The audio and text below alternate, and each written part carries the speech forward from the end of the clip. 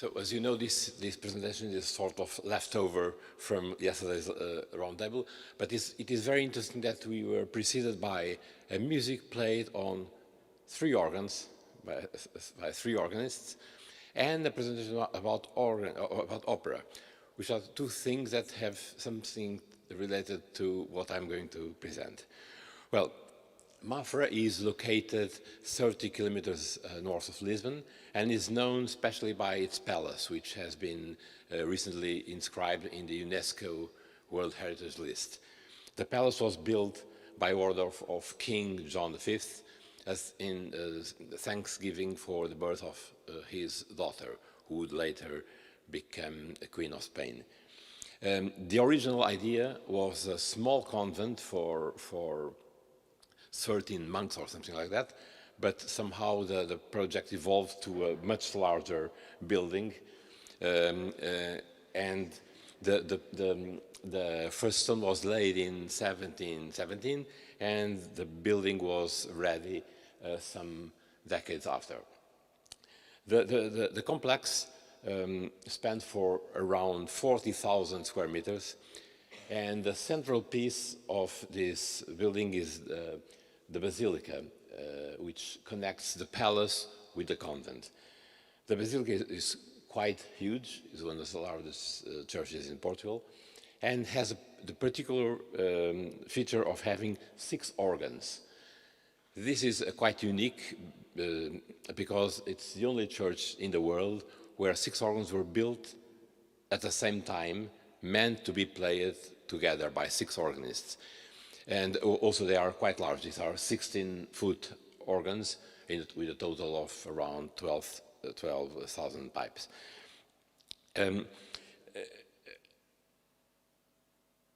The 6 organs are placed, 2 in the chancel, 2 in each arm of the transept, and they have plates with the names of their situation, the date of inauguration, and their builders. There were 2 builders involved, organ builders which were the most famous organ builders in Portugal at the time. So the building of the organs lasted from 1793 to 1807. There was a brief period of inactivity due to the French invasions, and after that there was a renovation. Then there was a period of decline after the middle of the 19th century, and they were totally restored between 1998 and 2010. In 2010 we started a 6-organ concert series. I mean, every month there is a concert with the 6 organs. This became quite popular with a very large audience. This audience was built from scratch. I mean, there was nothing before, and we had this built. And we had well, many things contributed to that, but one of them was the fact that we had a connection with the tourist office. So everybody who visits Mafra on the day there is a concert has a ticket for the concert. So people go, they visit the palace, they go to have lunch by the sea. Mafra is 10 kilometers from the sea, and then they attend a 6-organ concert. But also because we have the same strategy, musically speaking, that they had back then when the organs were built. One of the first pieces written for the 6 organs in 1807 was a transcription of an opera overture. And very early, composers understood that these organs have quite an orchestral quality. So there were many transcriptions from the early 1800s with pieces by Haydn or Rossini, and we kept on that tradition. So people usually listen to music which is not exactly organ music, but music that is played on the organs. We wrote many transcriptions of orchestral works from Handel to John Williams' Star Wars, which became a major hit in Mafra. Mafra became a member of ECHO in 2015, and following the annual meeting of ECHO that took place in Mafra in 2017, in anniversary of the laying of the first stone, we started an organ festival, and which includes also the smaller instruments that exist around the region. Of course, it can be argued, as someone said yesterday, that the population that visit the concerts, there is a lot of gray hair, as someone mentioned before yesterday, and that might well be true. People with white hair are more fond of organ music. I started to grow white hair around 17. That's maybe why I'm interested so soon for organ music. But in any way, there was a very big interest in taking the organ to younger people. In 2018, an organ class began at the Mafra Conservatoire, and André is the teacher there. And we began a strategy to bringing the organ to younger generations. And speaking about younger generations, I will give the microphone to André, who will explain what has been done in that respect. I can take this off, right? Thank you. Good morning. In a very Portuguese note, I'm really happy to be here back in Orgelpark. I studied in Amsterdam, and Orgelpark is a must for anyone that lives in Amsterdam. So, Hans, Johan, thank you. Yesterday we talked about cultural heritage, the problem of religious and non-religious background of children, and also what follows any idea of workshops or presentations. And I think, in my humble opinion, and all the projects have been here for such a long time, 20 years, even 10, 5, the project, the main part of the project I'm going to tell you, started last Tuesday. So I will not give you a lot of the outcome, but the good thing is that we can prepare ourselves for some statistical update in the coming years. So indeed, in 2018, a part of the organs that João showed you, so the typical Portuguese, we can say small organs, this organ was inaugurated in 2018 in the oldest church in Mafra, 2 keyboard and pedal, 12 stops, and that's where I teach my organ classes. We hadn't any new student for the first 2 years, but that didn't stop some activities from happening. We had the Portuguese organist Inês Machado playing Aldeia do Domissol, the village of Domissol, which was a piece for organ and narrator, and basically the organ was improvising upon traditional Portuguese melodies. Exactly like in some of the projects we saw yesterday, last year it was launched a triple CD with music from all the organs in the Mafra region, and the city council insisted on having a children version of the booklet, and we produced that. And following that, the city council decided to launch a bigger project. So they asked us to play a concert for children during 3 years for every children in a public school age 9.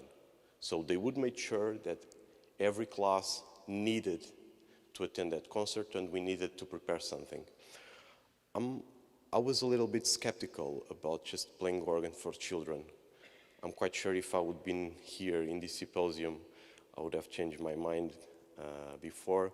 So I thought about something that could captivate their attention, and again, something that was related with their cultural heritage. So I come up with a children's play called The Six Pearls, and tells the story exactly about the construction of the 6 organs in the Basilica.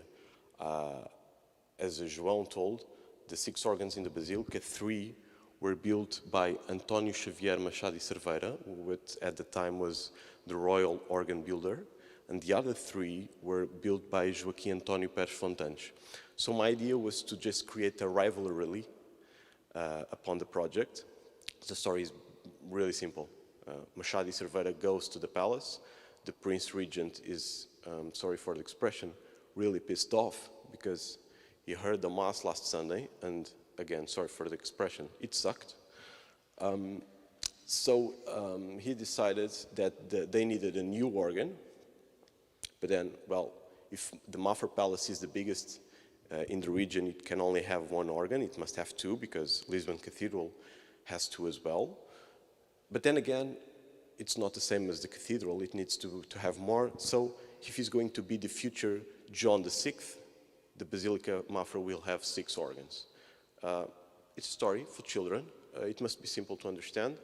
And my idea for the organ music, because it needed to be there, of course, was just to play comical situations or very typical or classical rhetoric music behind, almost like sometimes like a Baroque recitative play, not that complicated. And again, the good thing about working with a city council that is absolutely so dedicated to this project and this cultural side is the professional group that is established in Mafra is also funded by the city council, so they asked them directly. So I was able to work directly with a group, a professional theater group, which helped me alongside, because I never wrote a play. I come up with this idea, and they tried to guide me. And basically, we had, although 4 characters, they don't always connect play at the same time. So we had 3 actors going to the churches, making the play, changing the scenario in between. And what I'm going to show you is basically some short clips of that play that happened last Tuesday.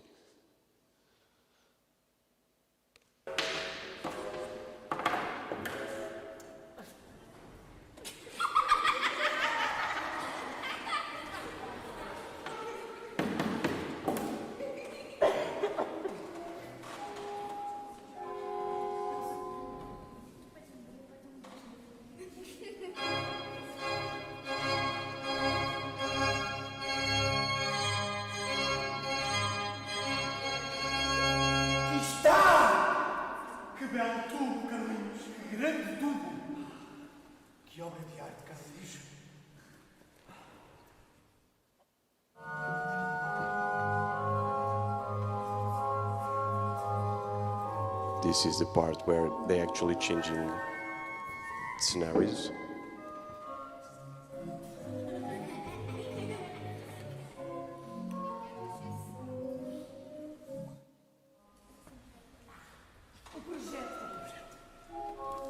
Machado e Cerveira comes to the king to present the project of the 6 organs to Mafra.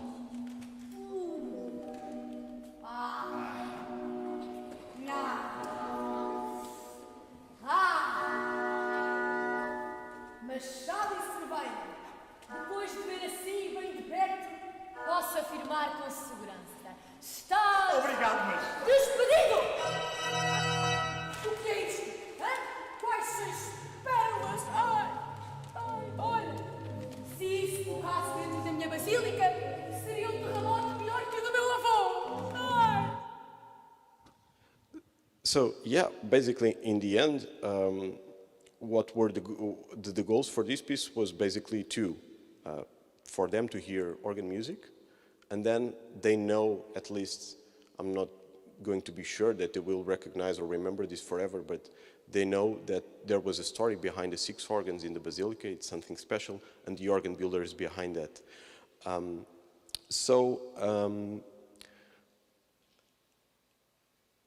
The goals for the project with alongside with City Council for João and I will be simple. Every children will attend this play. This is supported and funded by the City Council. Of course, we're going to have the Oral Kids activity, so we come from this broader perspective of the play, and then I'm going to attend every class of the Mafra region to do the Oral Kids activity. And then, part that I think answers a little bit what Peter van Dijk was observing yesterday, because I know that I thought that maybe these activities would not be enough to engage children in attending organ classes. The conservatory in Portugal is public, so children don't pay, they pay a symbolic €2 fee to attend the whole year. So I thought to have open days, not open days in terms of going and playing and having a lesson, but just going, visiting. I will play, I will show the organ, maybe they can have a lesson, but have a moment where from the bigger group of attending the play to a small group of doing the Oracle Kids activity to an individual moment where they can engage and maybe be captivated and be motivated to have organ lessons. Thank you.